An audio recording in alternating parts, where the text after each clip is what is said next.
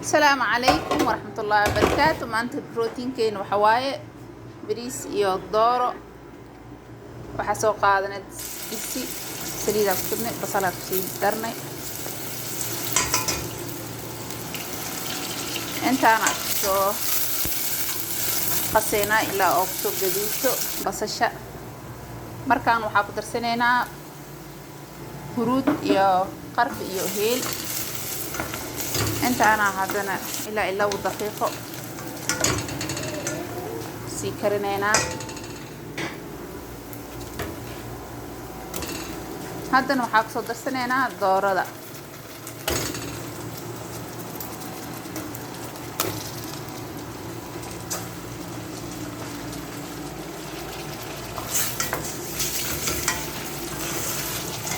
intaana isku soo karinaynaa haddana ilaa iyo 2 daqiiqo oo ku soo gaduuday doorada.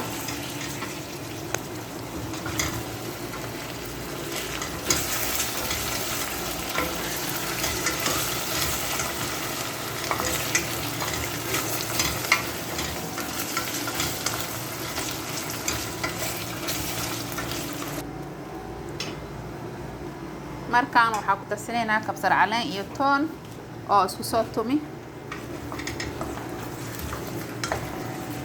haddana intaana waqti yar siinaynaa si oo dooro si fiican oo isku soo carfaan iyo toonta.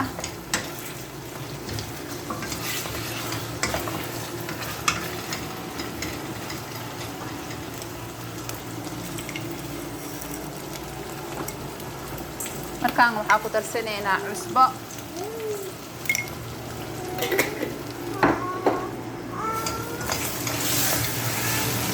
cusbada qiyaas ilaa iyo dhadhanka qofka inta oo cuntada isticmaalayo oo bariiska qiyaastiisa.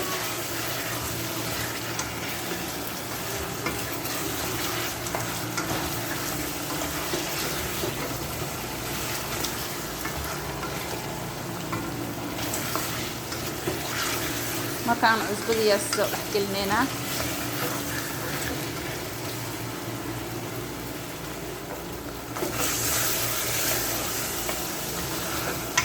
waqtiga siinaynaa dooro si fiican si ay u shiilmato.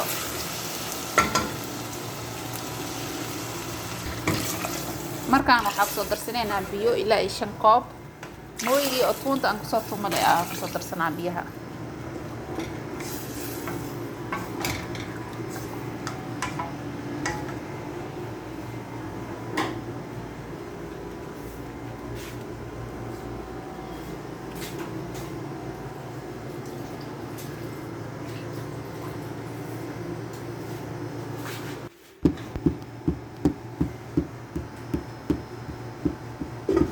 markaan waa isku soo dabooleynaa ilaa iyo 20 daqiiqo.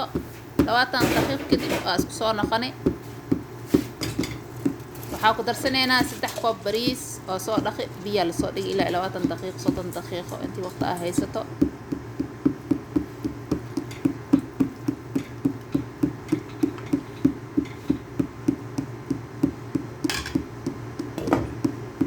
markaan waa isku soo dabool dib dhexaad.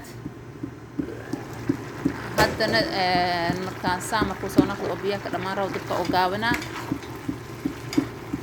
ilaa 15 daqiiqo camal oo biyaha kusoo dhammaanayo. dab yariis ah kusoo karinaa.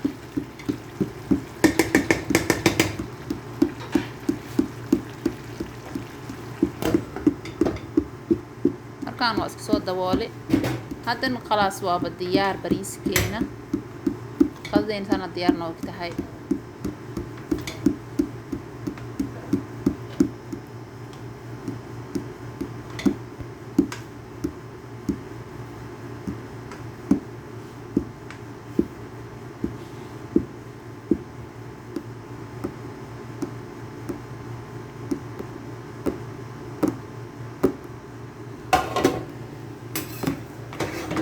markaan waa diyaarsanaynaa.